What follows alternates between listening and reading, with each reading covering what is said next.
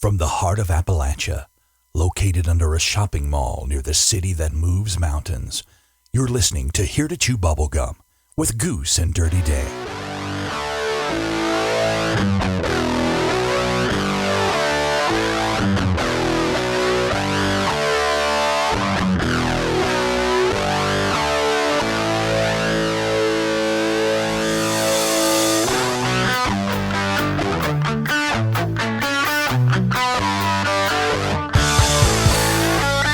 Close my eyes, you're in my head.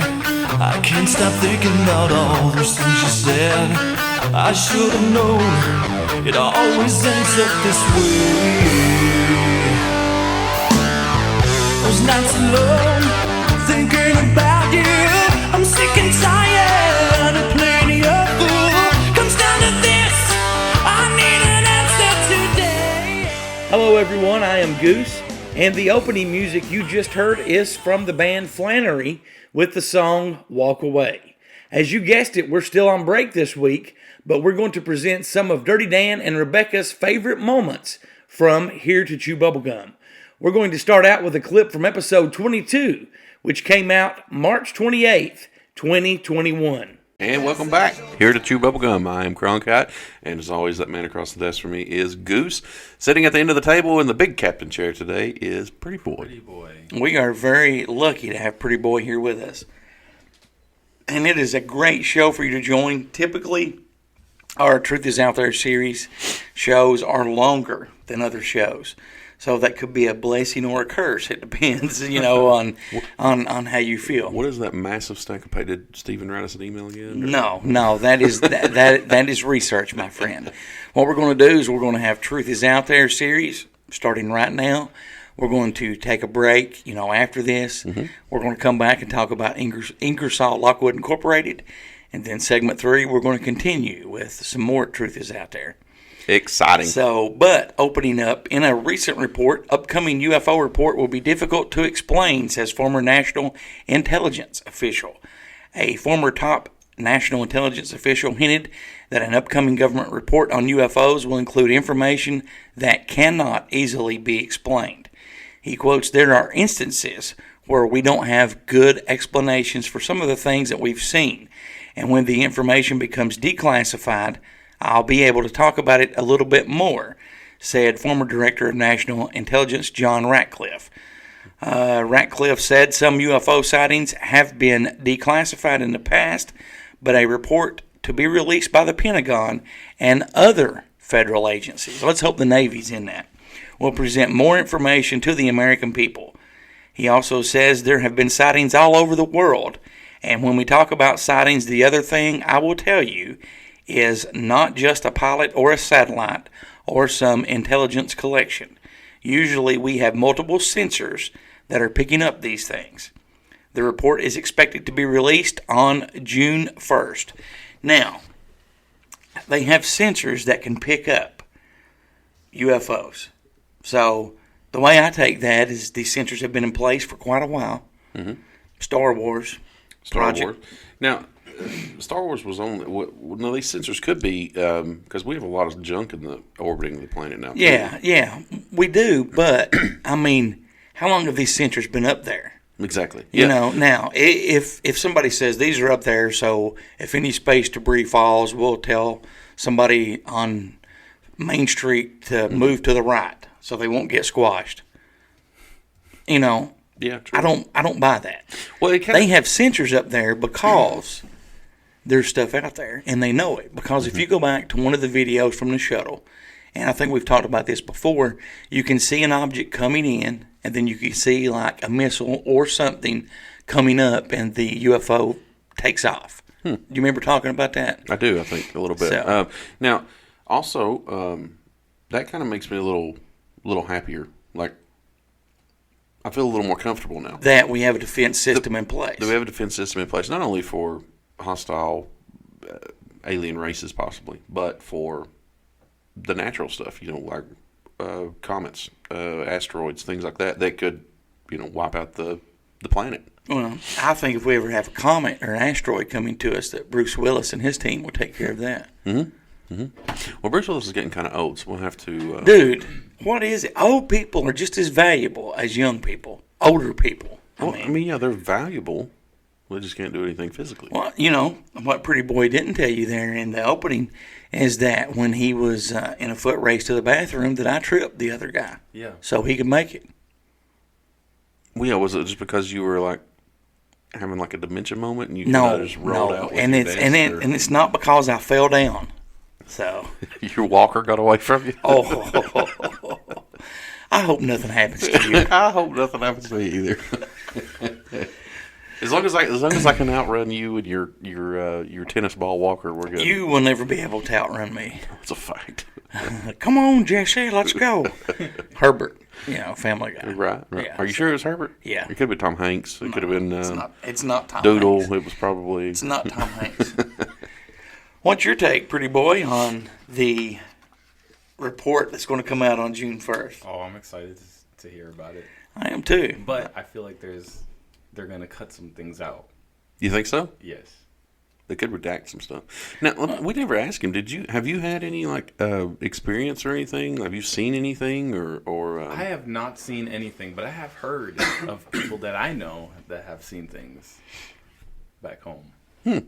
Now, and you can tell when somebody's being totally legit because there's an excitement, Yes. you know, and you can tell versus somebody that's made up a story of a sighting or an abduction, you know, just by listening to the way that they talk and they explain the story. Is that what you found in your instances as well? There's been a thing. There's been a video out there. I'm not sure when. I think it was last year. I think maybe this was in California.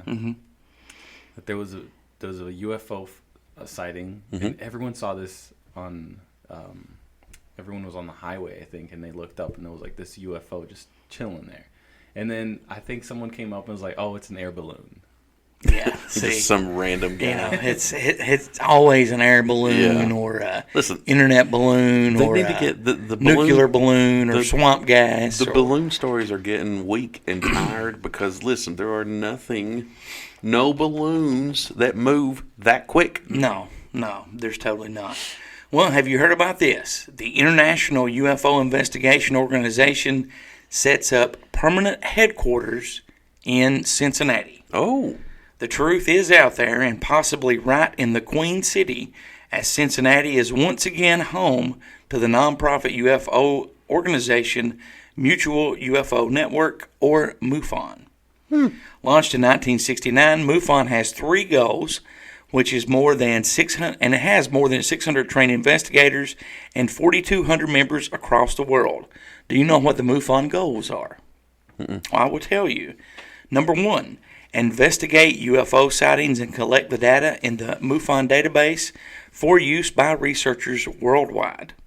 Number 2, promote research on UFOs to discover the true nature of the phenomenon with an eye towards scientific breakthroughs and improving life on our planet.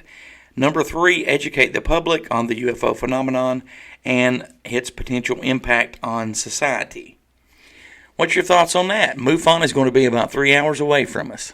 That's exciting.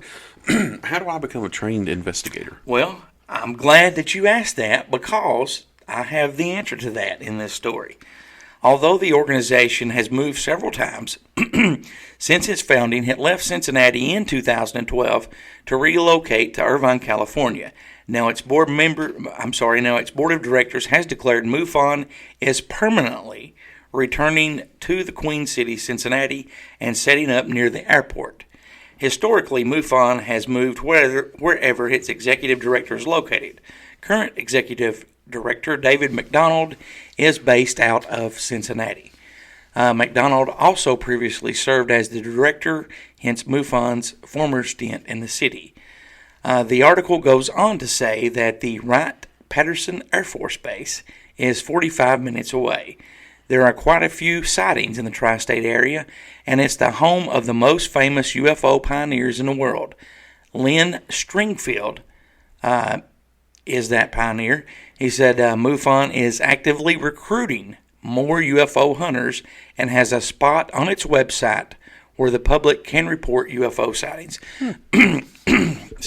There's also information on the website where you can sign up to be a MUFON member.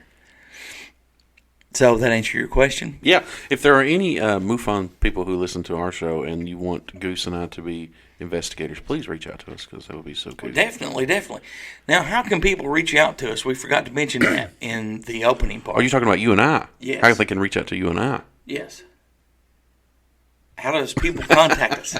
Well, they can call, text, leave a voicemail 606-373-3396, or always email Cronkite at heretochewbubblegum.com or Goose at heretochewbubblegum.com. You can also reach our generic email heretochewbubblegum at yahoo.com and reach Ned or Elliot by simply putting attention Ned or Elliot in the Pretty Boy line. In the subject line, you can also reach out to Pretty Boy the same way. Yeah, definitely. You can definitely tell. I was trying to work it into where I could say Pretty Boy or Ned or Elliot, and I was like in the Pretty Boy line. So I apologize to Pretty Boy, Ned, and Elliot. You can call him Pretty Boy or PB or PB. PB. You like PB I like better? PB. Pretty Boy is more formal. It is. You're right. So at PB. PB fancy PB at fancy festivals or conventions or things like that, we'll simply call you Sir Pretty Boy, and on the radio show we'll call you PB. Got it. All right. Okay, moving on in the Truth Is Out There series. Some recent MUFON reports. On February 16th of this year, case number 113663, Suzanne, Mark, and Tyler were on vacation in Colorado. Suzanne claims to have seen a dark object reflecting off the moon in Divide, Colorado, approximately 60 miles south of Denver. Colorado Springs is the location of the U.S. Air Force Base and the U.S. Space Force Academy. Peterson Air Force Base is also located nearby and adjacent to the Colorado Springs Municipal Airport. Colorado Springs is also home to the North American Aerospace Command, known as NORAD, and the Space Force's 21st Space Wing. While taking pictures of the moon, Suzanne zoomed in on the dark object, which appeared to be a small triangle-shaped object, which was silhouetted by the moon. She indicated in her report that the moon was at a 90 degree above the horizon and it glowed and left a trail or cloud. Her initial photo is on the MUFON website. The duration of the observation was for 1 hour, and the object was a definite triangle or arrowhead shape. And for more information on that, you can search MUFON case 113663.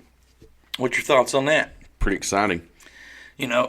Pretty exciting. That's it.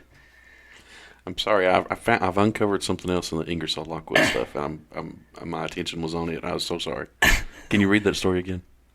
No. You have to go back and listen to the show. Okay. So, all right. So you uncovered some stuff. Well, we're going to talk about this coming up in the next segment. You mean you just now uncovered some stuff? What I was doing was the next segment. I was simply, while you were reading your segment, I was skimming through my segment. So I'm prepared, Goose. Okay. I'm just trying to be prepared, man. Okay. All right.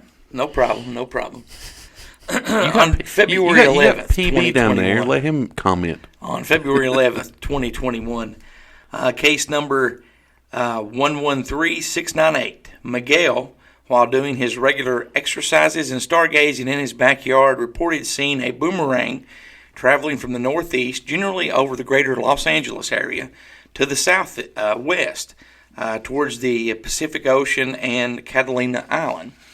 According to Miguel's report, the boomerang was over 300 feet in size and had a dark surface. It had white exterior lights, no emissions, no sound. It maintained a constant speed and elevation. It had fuzzy edges and a mist or a shroud around it. There were no colored running lights on the extreme ends of the boomerang. He saw a helicopter in the area after the object flew past. What's your thoughts on that one, PP? That's pretty interesting, actually. See, interesting and exciting. Now, all right. So what I kind of gathered from it, because I did listen to you. Mm-hmm. Thanks. What I kind of gathered from that was they described a boomerang almost like A chevron. like a chevron. The V. Right. Yeah. But also some of our very stealthy fighters and bombers that we have, like the B-2 bomber that is just a flying wing. Right. That could be similar to that. It could be. Or let's say somebody has took the B-2 bomber and souped it up to where it's, Well, no, what I'm kind of getting at there is But what are you getting at? Tell me. possibly reverse engineering to make our own, like you've talked about. Yes. I'm going to go back to my English. Okay. You do your Now, thing. how I word that is there's two categories of UFOs. There's extraterrestrial UFOs, and then I think Cronkite thinks as well, he does, that the other class of UFOs are UFOs that have been man-made, that are operated by our pilots. Was it Gary McKinnon? He hacked the NASA computers shortly after September 11th, Yes, 2001. McKinnon. And in that, he claims that he saw a list of pilots that were qualified to fly UFO-type crafts in the United States. And I think in that report, he said there was only like 20 that was qualified to fly. So I think that some of the sightings are UFOs, but they're man-made, Earth-made UFOs. And they're operated by humans like us. That's pretty cool. Have you ever thought about that? Or No, but then that kind of messes with our head. Yes. Like, what are we looking at? Exactly. I like the way you think, my friend. Let's see. This last one is a little bit lengthy, but I'm going to throw it out there. What are you doing? I'm done. Okay, good. Why are you so angry today? I'm not angry. You're so angry. You got a face on and everything. I hope nothing happens to you. So On angry. February 8th, 2021, case number 113457. This must have been an exciting ride. Eddie was driving with two friends when they saw a stationary white star-like orb in the sky. Now, who's Eddie? This is the guy that made the report. And it says last name withheld, but I didn't say that because it's in parentheses. You don't say that when you're reading these stories. Well, I certainly do. Well, yeah, and you use people's last names, and it's hard to edit out. So Eddie is just some guy? Yes. Anyway, they saw a stationary white star-like orb in the sky. It didn't last very long, but it was like it was doing a dance in the sky, jumping and bouncing all around, Eddie said. Eddie and his friends chased what he calls a boomerang all over Shelby County. Eddie described the object as a boomerang, but this writer could describe it as an orb. The orb changed direction, cast light, flashed randomly, and mostly unusually made a humming noise. I think we all know what humming is. Yeah, I think. Okay, you got that? Okay. You can hear excitement in the voices of all three witnesses as they pursued the orb. Apparently, the orb would slow its speed so that Eddie and his car could keep up. So the UFO was playing with him. On this MUFON case, Eddie said that it initially hovered, ascended, and moved around wildly. Viewing the videos, the orb was jumping around from corner to corner, changing colors. You can see white, gray, green, and red in the videos and images on this case. Sorry. Eddie also claimed that it was blue, blue-white, and yellow-orange, constantly transitioning from one of the colors to the other. It also transitioned from green, white, red. What do you think about that? Sounds very similar to the lights we've seen. Yes, it does. This object also had fuzzy edges, blinked, pulsated, and glowed. The estimate size was 10 to 30 feet in dimension. It appeared generally at 50 degrees above the horizon, and its lowest altitude was treetop level. He estimated the distance to be approximately 100 to 500 feet from his car, and it also affected the quality of his cell phone. Now, this happened in Sydney, Ohio, and this is approximately 35 minutes north of Dayton. Dayton, as we know, is home to the what? Wright-Patterson Air Force Base. Correct. So, And this story is similar. I threw that one in there because it's similar to Miguel's story, and it happened just a few days. It happened 3 days prior to Miguel's story. So, I mean, that's pretty cool. I would be curious as to see the video myself. yeah, well, just go to MUFON and search case 113457. 113457. That is the case number to see those videos and pictures. We're going to talk about one more thing, and then we're going to take a break.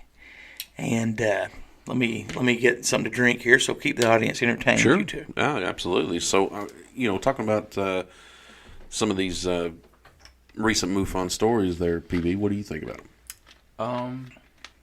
I don't really have a saying for it. I'm just trying to soak it all in. Mm-hmm.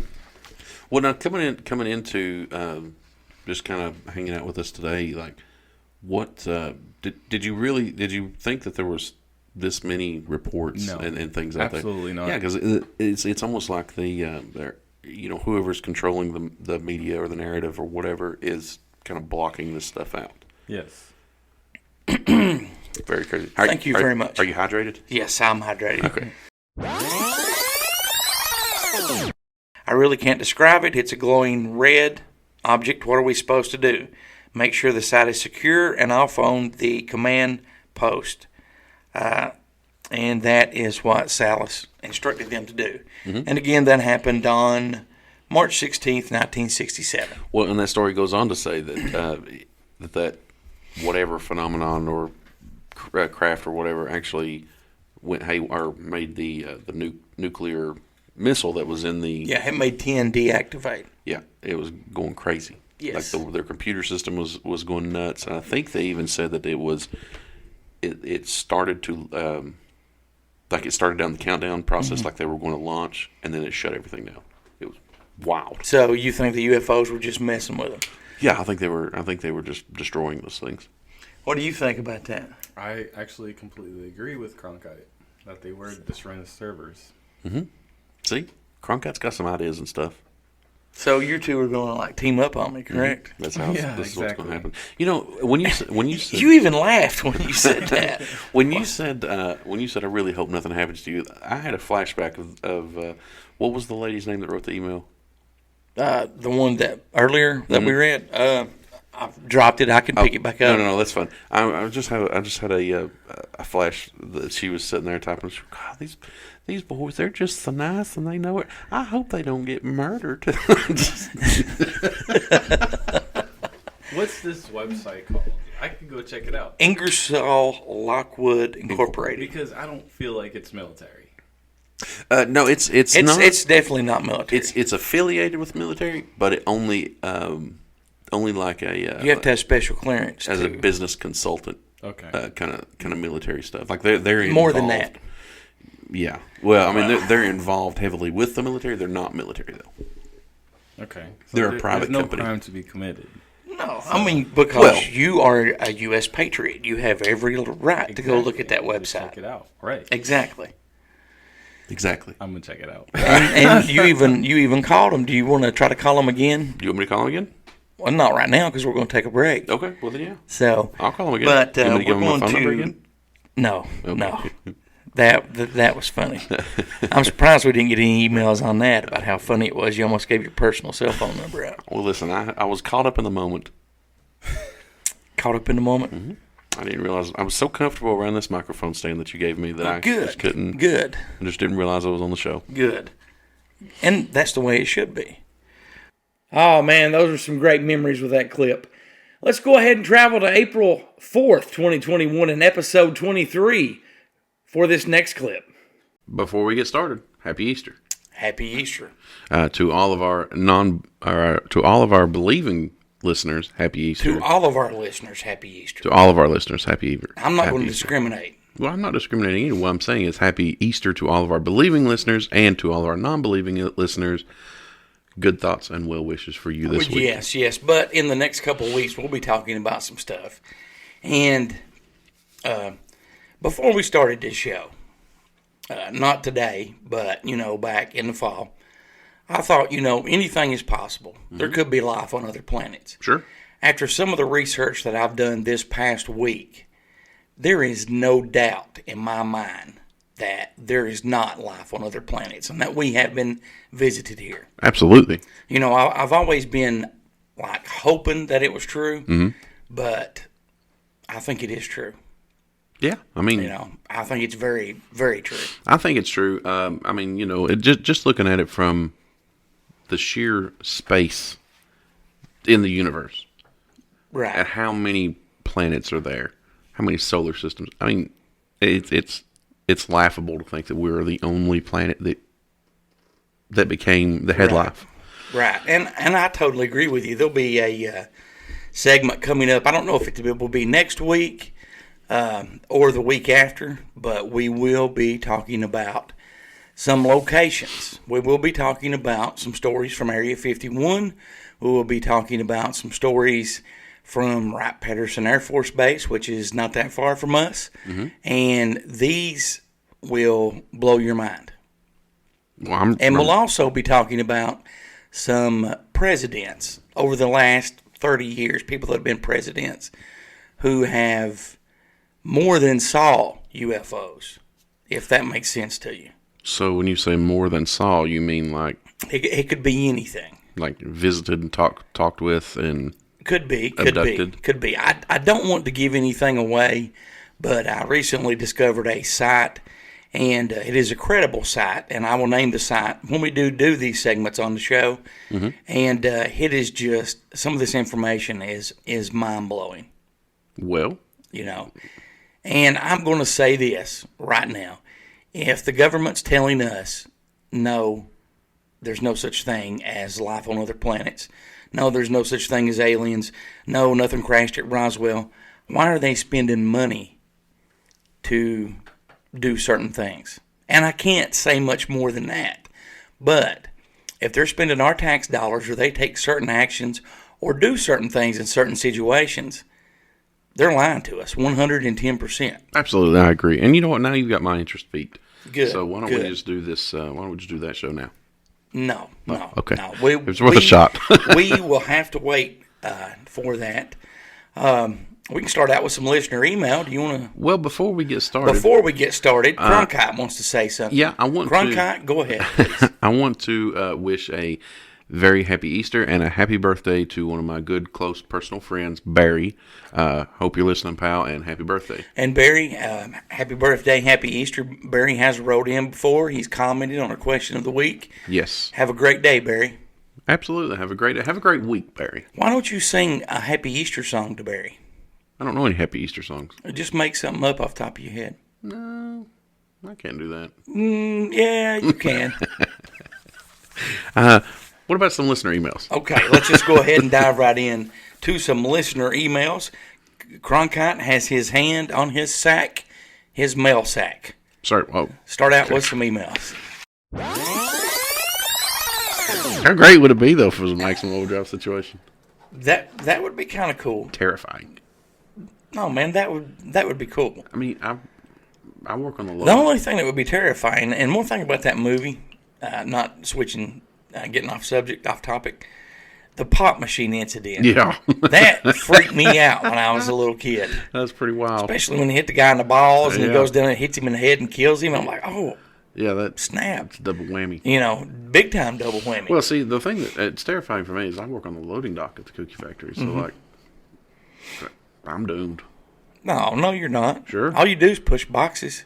Yeah, but there's forklifts and like pallet jacks. Yeah, but you know as good as I do, and don't sit there and act like your forklift license has not been revoked because it was 3 months ago. I know, but it will also. But I'm allowed to work the mechanical, or not the mechanical, but the powered pallet jacks, and I don't want to get run over. All you have to do is push a button; it goes up and down. I mean, that's it. Yeah, but it also rolls backwards and forwards. Well, don't put your big feet under it, and you shouldn't have any problems. What about the forklifts that are still on the floor? I got to run from them. I can't run. Well, if you played your cards right and not tried to have forklift races, you would still have your license. Well, then that would be even worse. Anyway, this story goes on to say that media attention to black helicopters increased in February 1995. when first-term Republican Northern Idaho Representative Helen Chinloth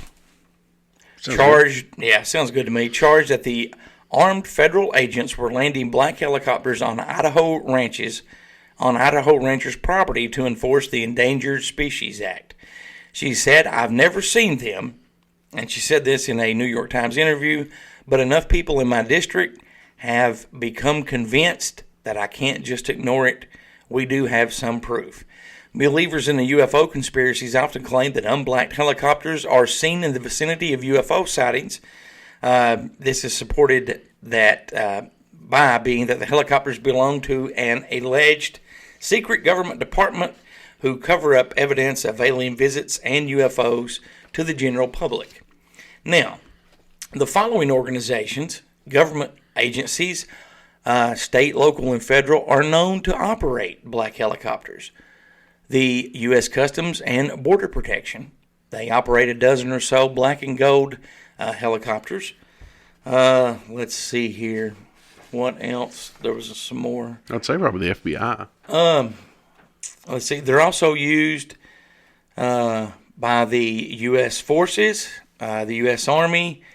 They were used by Air America, which was a former dummy corporation that the CIA covertly operated on behalf of the corporation to cover private commercial ventures and conducted tests. They've also done that. And they're also used by state, local, and federal governments and immigration and customs services. Yeah, the Los Angeles Police Department, I know, has black helicopters. Yes, they do. But it seems like the FBI would have black helicopters as well. But you also have to look, the black SUVs and the black cars. Those are all government tinted windows. Yeah. So, I mean, it could be a special agency when the helicopters, but it's more likely that's just going with their scheme. It's black, right, blacked out. Right. That's them. Some bullet points on this that I found interesting is that it first appeared in the 1970s, which you pointed out, and was linked to cattle mutilations. Right. And if you go back, I watched the first season of Skinwalker Ranch, and there were some helicopters buzzing around there. I can't remember what color they were, but I think they may have been black. Media attention increased in 1995. Believers of UFO conspiracies believe that these show up when UFOs are seen or spotted. So, the men in black are flying in black helicopters. They belong to a secret government agency that covers up UFOs and alien visits to Earth. I think that could be very possible. Like I said, I really do. I do believe that. Yes, but going back to most government agencies are using black vehicles. Yes, of some sort. So yes, I do believe that those are black helicopters or the government. Now, again, a fact: the federal, state, and local governments do in fact use unmarked helicopters for various missions. We've said on the show several times before that the best way to keep a secret is to be a part of the secret or hide in plain sight. Mm-hmm. So that's just a little tidbit on black helicopters. Definitely. If you have saw a black helicopter, please contact us and let us know. It seems that they do arise when UFOs or something of that type has been reported. Well, that's very good. Why don't you get to the bottom of this? Let's call Get your them. phone out and just give them a call. Let's call them. Let's listen to what their Cronkite is calling the Denver airport. Let's listen to what their menu says, and then maybe we'll pick one of the options. Should I block my number? No, I mean, it's Denver airport, so it's public. I'm going to end up on a no-fly list, aren't I? No, not at all. Again, Cronkite is calling the Denver airport. We're going to see what their menu selection says, and then possibly maybe... Welcome and thank you for calling Denver International Airport. All phone calls are monitored for quality of service and security reasons. You may also access information on our website at flydenver.com. Press 1 for airline and flight information. Press 2 for parking. Press 3 for TSA and security screening information. Otherwise, please remain on the line or press 0 to speak with a customer service representative. To repeat this message, Speak to press customer 9. service representative? Are you going to speak or am I going to speak? We'll both do it. I'll let you start out. Check flydenver.com to see hours of a specific shop. Again, we're calling the Denver airport. Thank you for calling Denver International Airport. This is Fabian. How may I help you? Yes, sir. Hello. I'm calling about some interesting things that I've read about your airport. My name is Cronkite. I'm here with Goose. Hello, sir. We do a podcast, and we're calling about the conspiracy theories surrounding the Denver International Airport. Okay, because you do a podcast, you would need to speak with our marketing team, our media team, and I can give you an email address to go and send in a list of your questions, and someone from our marketing team will be responding to you. Well, thank you very much. Yeah, definitely. Okay, what is that email? The email is info. Oh, I'm sorry. The email address is media, MEDIA, at flydenver.com. That is media@flydenver.com. Yes, sir. Alrighty, sir. Thank you so much. Happy Easter. You're welcome. You have a great day. You too. Bye-bye. Do you think he was a robot? Oh, yeah. Okay. Sounded like one. So, yes, so you do have an email. Yeah, I'm going to reach out to them, and maybe we'll have an update next week. That sounds good. What kind of questions are you going to ask them? I'm just going to ask them if they would, maybe I should just ask them if they'd be down for an interview. There you go. We'll just discuss everything we've talked about today. That sounds great to me. You're listening to Here to Chew Bubblegum with Goose. We'll be back after these messages. Are you a horror movie fan? Yeah, I dig horror movies. Are you searching for a great internet horror talk radio show to listen to? Why, sure, that sounds quite spiffy. Then you need to tune into deadpit.com. It's the original horror talk radio show. Dead Pit is a show by the fans and for the fans. Uncensored and unbiased opinions are the goal of the show, giving fans honest reviews on new films and vintage classics of the horror genre. Make deadpit.com your #1 horror station destination.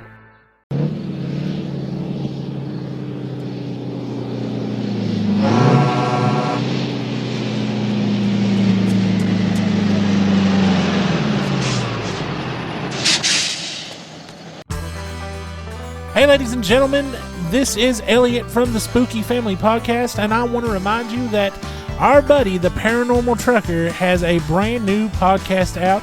Yes, you can catch the Paranormal Trucker and his crew, Snowman and Large Marge, anytime on YouTube.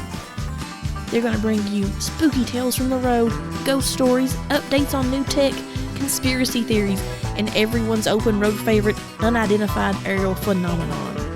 Be sure and tell them Large Marge sent ya.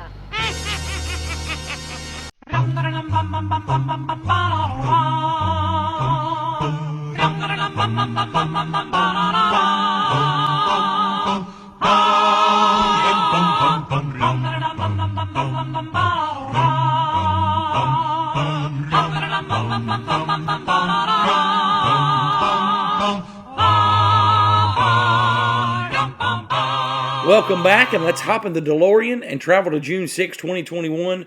From episode 33, we present this next clip. Greetings. We come in peace. How's it going today, Cronkite? That's going pretty good. How are you? I am good. We have our good friend Justin Perkins from Talk Junkie sitting in with us. We don't. Yes, we we do. Michael Rooker sitting in with us. Don't lie to these people. Now, why do you think that for? He sounds just like him. There is a similarity there. No, this guy could be his voice double. Really, you think so? Yes. Hey, there might be some money in that, I Justin. always thought I had a little more feminine voice than him. No. I mean, if you listen to the show, you are spot on, Michael. I mean, I'll take it. Like I was telling you earlier, when I was younger, the only real, comparison I got to anybody famous was probably Pee Wee Herman. So, and it wasn't vocal; it was just appearance. So, we got Pee Wee Herman Rooker in with us. Tom Hanks. I'll say that. I had a lady ask me if I was Tom Hanks once, and I've looked at picture on top of picture. I do not believe I look anything like Tom Hanks. I don't know that she knew who Tom Hanks was. So I should have worked off of that and maybe got paid for some autographs or something. That's pretty awesome. Oh. What? I don't know. He stopped, just stared at me. I don't know what's happening. It was funny. I was going to see if you had something funny to say, and as usual, you didn't. No, I'm just here. Like, I work off of you all. You understand? That's how I'm the co-host. I simply hype you guys up. Okay. He's Ted DiBiase's Virgil. You know, he's just kind of that would be a good way to describe him, Virgil. Virgil. I don't know who that is. Well, we know.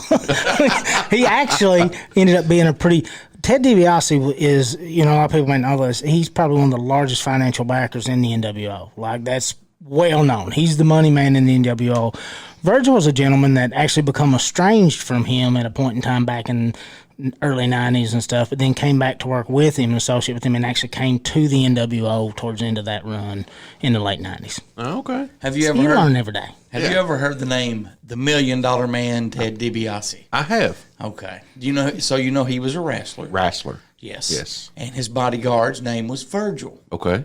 I'm Virgil? Yes. Did they change it to Vincent at one time? Something. Yeah, I can't remember. They changed it to something. Yeah. Let me explain something to you. I've been called worse by better people. So okay. There's no doubt about the better people for it. Before we get started, who cut your hair? They did a horrible job. I'm not going to throw what's his face under the bus. Oh, okay. Yeah. Why? What happened? What's going on with it? Nothing, man, nothing. That may be natural. I don't know. It may be natural. Are you talking about my 5 head? I see gray coming through. Oh, yeah. There's lots of gray. Yeah, there's a lot of gray there. And since he's been making old jokes towards me, it gets more grayer. Every day. Well, that's just because of the stress of dealing with you on a daily basis. Well, thank you very much. Mm-hmm. What's wrong with my hair? Nothing. I just said that because I knew it would freak you out, and you'd be like, "What's wrong with my hair?" Well, now I'm just going to shave my head. No. So I don't have any hair. No. Your hair looks wonderful. It's wavy. July 31st. You know what's happening then? The Pikeville Comic and Toy Con. It certainly is, and guess who's going to be there? We are. Yeah, that's exactly right. We're going to do some shows, walk around, see the sights, maybe do some interviews with some folks. That's the Pikeville Comic Con and Toy Con, July 31st at the Appalachian Wireless Arena. Their website, pikevillecomiccon.net. They also have a Facebook page, or you can contact the e-store and comic and text shop on Facebook, or call 606-263-4946. I'm looking forward to that. We're going to try to get Kent on the show as that gets closer as well. Well, good. Yeah, I'm looking forward to that too. I've been to a couple of those, and they're a blast. If he can't actually come to Bunker Studios, we'll probably call him, and let him come in on the show. We're going to start out with some listener email, and we've got inadequate numbers, which means we don't have, like I'll read 3, you read 3, Justin reads 3, because we have a special email. And I'll get to that in just a moment. But I'll start out. Scotty from Kentucky says, "Hey, Goose and Cronkite, I'm from the Bluegrass State, same as you guys. I live on the western end. Are you going to be doing any other appearances or just the Pikeville one?" Well, and I think he's referring to the Pikeville Comic and Toy Con that Cronkite just told us about. Yeah, and if you live on the western end, then I'm sure you know the Little Green Man Festival. I know we've been talking about that, and we would love to go to that. So that may be in the future. Yes, we would. And there's a couple more that we've been group texting about that we may try to go to. Yeah. It just depends on time and getting everything wrapped up so we can do that. Sure. And, this year might be a bust, but next year for sure we might try to make our way around. Definitely. Episode 44 premiered August 25th of last year, and that's what you're going to hear right now. Sorry, just connecting everything together. That's a cool thought. That's a very cool thought. That just makes me want to play with my microphone some more. I'm going to read just a little bit about portals. There are a number of areas across the world known to be energetic hotspots, from the ancient megaliths to ley lines. These areas are often alleged to produce hyperdimensional gateways. While we don't exactly know how to open a portal to another dimension, there is evidence that they could exist. Legend has it that Spanish conquistadors came to Peru to loot the Inca's gold. A priest named, and I'll probably butcher these names, Amaru used Haku Marica as a portal to escape. Can we get those names one more time? No, we cannot. Maru allegedly placed a golden disc known as the Key of the Gods as the key to the gods of the seven rays into a socket in the center of Haku Maraka's carved door, opening a portal and allowing him to walk through the stone, and he was never seen again.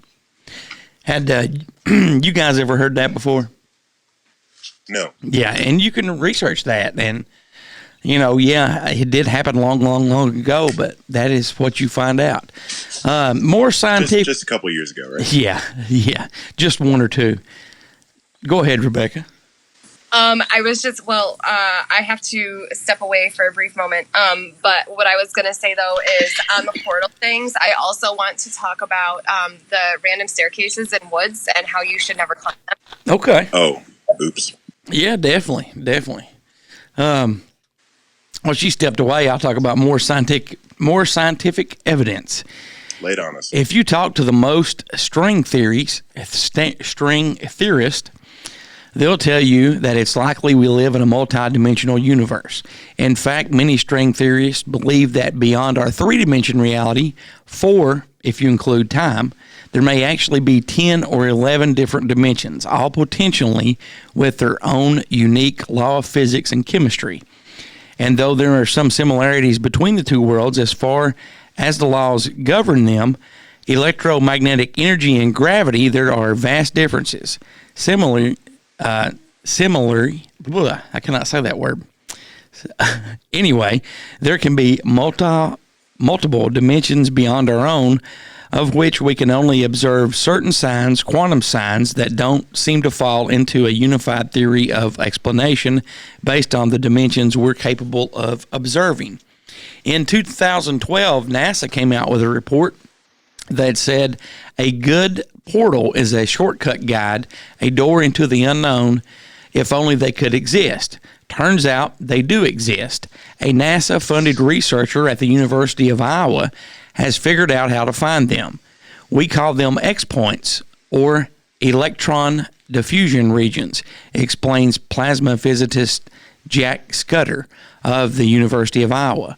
They're places where the magnetic field of Earth connects to the magnetic field of the sun, creating an uninterrupted path leading from our planet to the sun's atmosphere 93 million miles away. There's just one problem finding them. Magnetic portals are invisible, unstable, and exclusive. They open and close without warning. There are no signposts to guide us in, notes Scudder. Actually, there are signposts, and Scudder has found them. Portals form via the process of magnetic reconnection, mingling lines of magnetic force from the sun and Earth crisscross and join to create the openings or X-points. To learn how to pinpoint these events, Scudder looked at the data from a space probe that orbited Earth for more than 10 years. In the late 90s, NASA polar spacecraft spent years in Earth's magnetic sphere, explained Scudder, and it encountered many X-points during the mission. This means that single members of the MSS constellation using the diagnostics can find a portal and alert other members of the constellation. So, NASA did say that portals do exist, and Jack Scudder knows how to find them. That's interesting. I was going to save this for segment 3, but maybe we'll just go ahead and talk about it now since we're on the portals, and we can always talk about something. We can always have an open discussion. And I think I've asked you this. I think I've asked both of you guys this when you were in the bunker there a few weeks ago. If you could go through a portal or a wormhole or a Stargate, and you knew that you would be physically, mentally okay, would you do it? You didn't ask us that, but we asked something similar, and that was about if aliens came and invited us on their UFO, would you go? Okay. I have a question before I answer that. Okay. Are these portals able to be found, these X lines or X members, are they on the physical Earth or are they in the sky? They're in the physical Earth. So I could find it if I had the general vicinity and I took out my handy dandy Boy Scout compass and I was walking around and it started spinning around, I'd be able to find it. What? Yeah. In this scenario, yes, you would be able to find it. Hell yeah, I'm going. Okay. What if you couldn't come back? Would you still go? Well, would I know that before I went through it? Yeah. I guess that'd be depending on who was coming with me. Oh, there you go. There you go. You know, if I knew I could come back, I would definitely go through, and I would be taking a ton of pictures and videos, and, you know, I would just be... But what if the magnetic frequencies wiped it all out?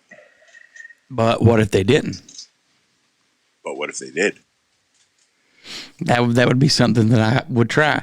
Would you, Rebecca, if you could go through a portal, would you do that? If you could come back? If I could come back, abso-fucking-lutely. I would too. I just think that that's neat.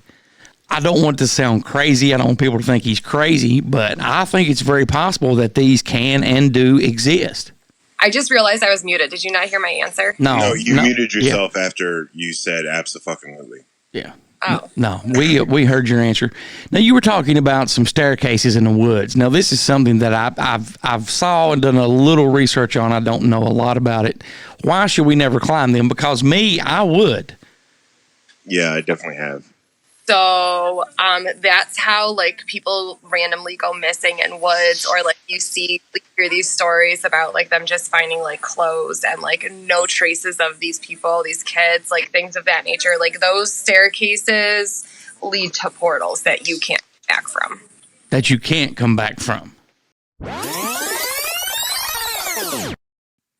I think the only thing that I would do is just absorb and learn as much as I could, because there's definitely, whether it's a mirror image of our dimension and our reality, or it's something completely different, if everything has already happened and I'm supposed to go through that portal and come back, I'm supposed to learn something, and you're always learning. So I would just take in everything that I can and just go with the flow. I'm the same way. I mean, now, would you go to the library in the other dimension? Would you?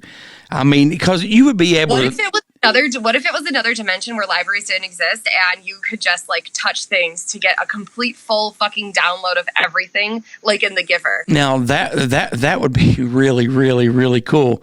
I think that you would be able to tell if it was a positive portal or other dimension once you went through, if you were able to see, like, buildings, and if anything looked familiar to you, I think you would automatically be more comfortable, and you may be able to absorb more just right from the get-go. And Dirty Dan sat back down in his seat. Welcome back, Dirty Dan. Hello.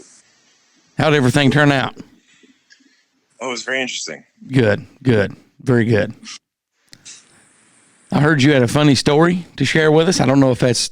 yeah. Can you tell that on the show, or? Yeah, I've just been wondering why for the last morning, or this morning and this afternoon, partway through the morning to this afternoon, everything's just felt weird. It's because my boxers were on backwards.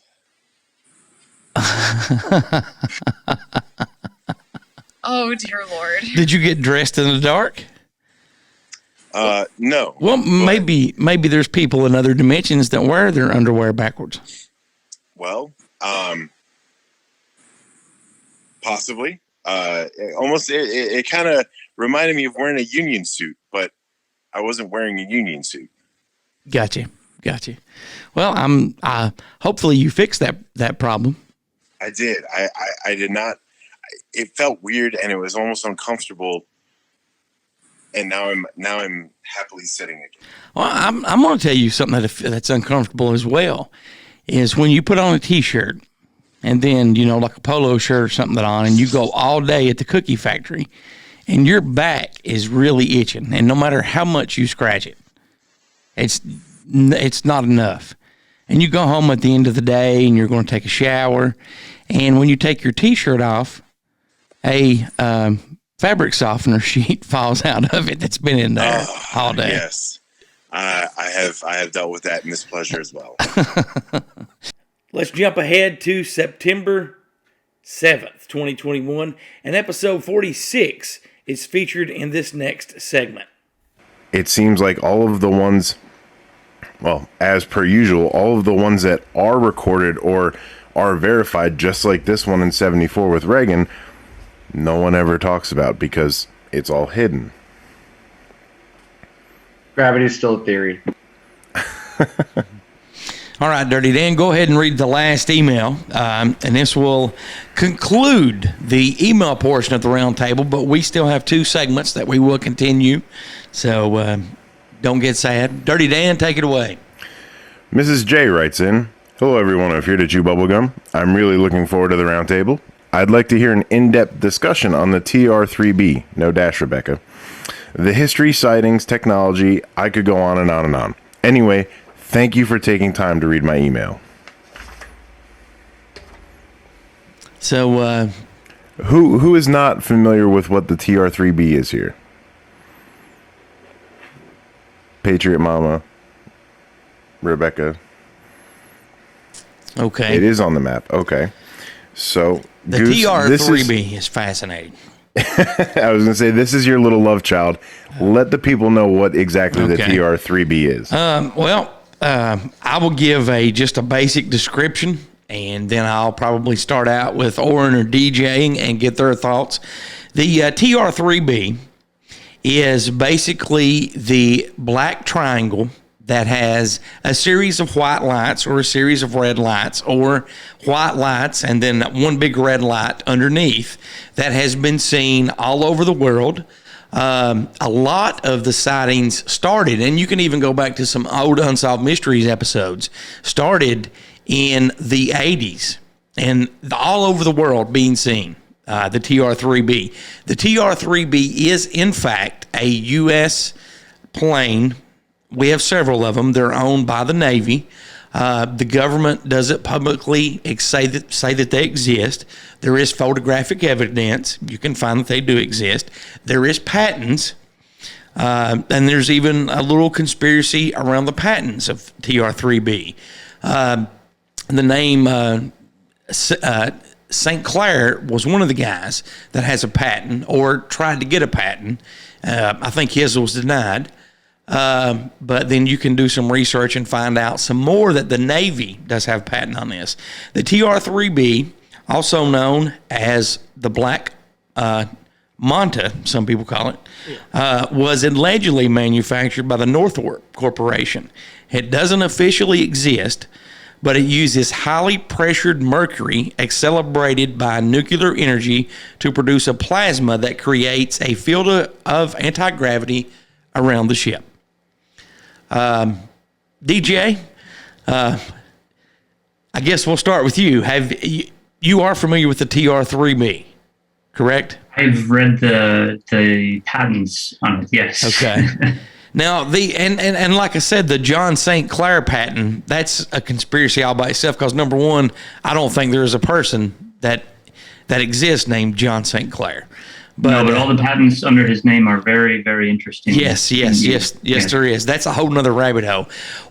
What's your thoughts on the TR-3B? And where your dad worked for NASA, have you ever saw one up close and personal? No. I've looked at that, and to me, I'm not qualified to actually say whether any of those technical descriptions of how it operates are accurate, scientifically, physically, or whatever. But it seemed legitimate, and I do know that world governments tend to suppress technology. If their citizens are working on something that threatens their national security, they will confiscate it, including free countries. They also do that. So I have no doubt that there is stuff like that that has been hidden. And I also think that if it's being released in what's publicly accessible, the records, then that is, my guess would be a form of soft disclosure, because they don't have to allow that to be, that's classified. It doesn't have to be searchable on Google Patents. So they're clearly, either someone is leading us down a false rabbit hole, or we're seeing a soft D class. And I tend to think maybe it's more soft D class, because I personally subscribe to the idea that there is a breakaway civilization on Earth, that there is superior technology that's been hidden from us, that we've been deemed unworthy or incapable of handling at this time. And so, I think it's definitely real. But I can't comment directly on the technology described in the patents, because it was beyond my comprehension. Now, if you even go back to let's see, after September, or it might have been pre-September 11th. Gary McKinnon, he was from England. He hacked NASA computers. He claims to have seen a list of U.S. pilots that were certified to fly the TR-3B. And I think also, if you do a little digging, at that time, we had like 30 TR-3Bs and only maybe 15 to 20 people certified to fly them. Oren, what's your thoughts on the TR-3B? I mean, it kind of ties into everything else that, we've already touched on today. I think that the level of technology that's out there, that's available, I completely agree with everything DJ just said about the breakaway civilization. I think it ties into the whole, the Project Paperclip thing. We had all of these Nazi scientists that were doing all of this work specifically with this type of technology. We mentioned that, the Thule Society and the occult aspect of everything, that was motivating Hitler and his people. And then you take all of those scientists and you spread them out all over the world. We've got them in South America and Argentina. We've got them developing NASA here. We've got them doing whatever they were doing up in Russia. I think that group of people were the basis of the breakaway civilization. And I think that, that technology, again, you look into Tesla, we had completely free electricity over 100 years ago. And the only reason that when this is the thing that frustrates me, because ever since I was a little kid and started understanding all this stuff, there's no reason that we shouldn't be at utopia yet, except for the fact that we're being controlled on a mass scale. Because if we have the technology for free electricity, well, what the hell does everybody work for? Why do you have a job? You have a job because you have to pay for energy. You have to pay for your electricity. You have to pay for your gas. You have to pay for your fuel in your car. You have to pay for your food, which is also businesses and companies that have to pay the fuel and the electricity and the transportation and all that stuff. So at the end of the day, if we had free electricity, or free energy in general, there would be no reason to control society. There would be no mechanism for controlling society. So the idea that something like, I remember watching if anybody remembers when the Phoenix Lights happened I want to say it was like the mid or late 90s. I mean, that was an event that was broadcast on every major news station for almost 2 weeks in our country, because it was such a massive scale of an event. And then all of a sudden, nobody ever talked about it again. This type of technology has very obviously been in existence, whether it came from aliens, whether it was developed by our people, whether it has, an occult aspect because of what, the Nazis were doing. All of that's irrelevant to me, because the technology exists and we just don't have access to it. But yeah, I don't doubt any of that stuff at all. Does anybody want to add anything else before? Oh yeah, Justin, sorry. Go ahead. The thing that interested me in that, if you look at timelines, you look at a timeline of what we can verify they've come up with, from the U-2 to the SR-71, the F-117 Nighthawk, up to possibly either TR-3A or TR-3B, either the Aurora or the Manta. There's a lot of gaps, and it's amazing how much the government reveals without really wanting to reveal things. And this actual tie back into Reagan. In 84 or 85, Reagan revived the program for the B-1B, just to take over from where the Lancer was. 84. All right, so you look at, they released a budget of $455 million in 84 for that. That plane was just the Lancer retrofitted. They had most of that infrastructure there. They could produce it. They could do all that. It got in production. We started using it. Then they turned right around in 87 and put $2.3 billion right back into that same program, a program that a lot of people said was dead by 86 as far as research development. They had the plane. Now you go 88, they publicly revealed the stealth bomber. So if they let that out of the bag in 88, then they had something on the back burner. And more than likely, that first, because, it's untold how much money went through black projects you can't see, but this document was leaked from a black project, and it gives you that $2.3 billion. They weren't putting $2.3 billion into the stealth. It was out. They weren't putting $2.3 billion into the B-1B. It was out. That money definitely went somewhere, and it's odd to me you look at sightings, and when the sightings of these V-shaped crafts start showing up, it's there's the good possibility there's two different versions of this. The Manta has the anti-gravity type, but then the Aurora that come out of that Astra project was before that, and it had the pulse wave detonation engine. And the thing about it that was unique was these circular chemtrails it left behind. Well, you got those sightings, and then you take that same body style and everything, then you start getting sightings of what appear to be the Manta. I mean, the timeline's there for it to be in place, and it's in comparison to the Stealth, because there are different types of aircrafts. The actual amount of photographic evidence for something that we consider to be the TR-3B is much higher than, say, the Stealth. The Stealth only has that ability of that fast. I mean, they got to fuel it in there.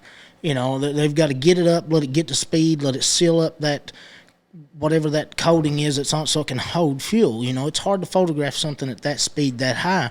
But if you take something with that anti-gravity type of engine that's able to sustain slow, silent flights, to be able to hover, you know, to act in a way that most high-speed jets don't act.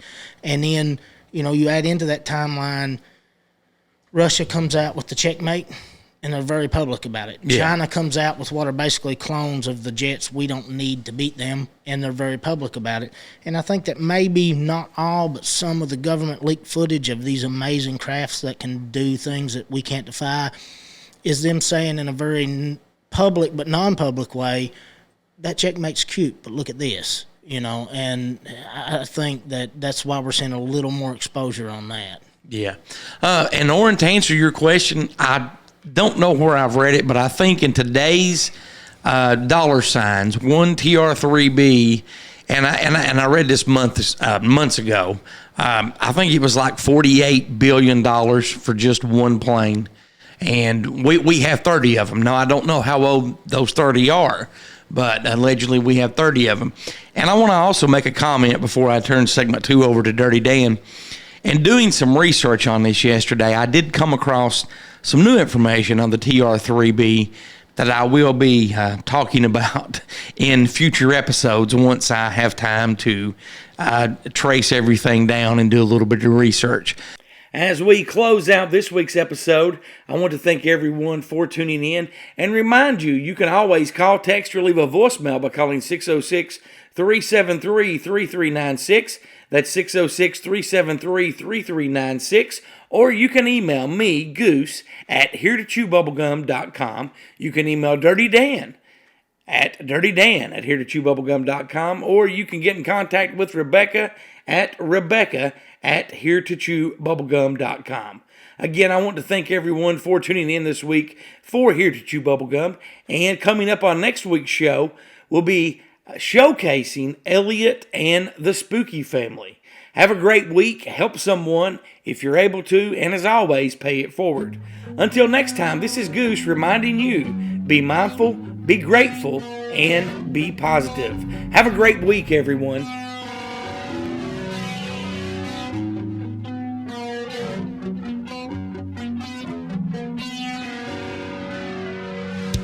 Thanks for listening to Here to Chew Bubblegum. Tune in next time as we dive deeper into things the government doesn't want us to know.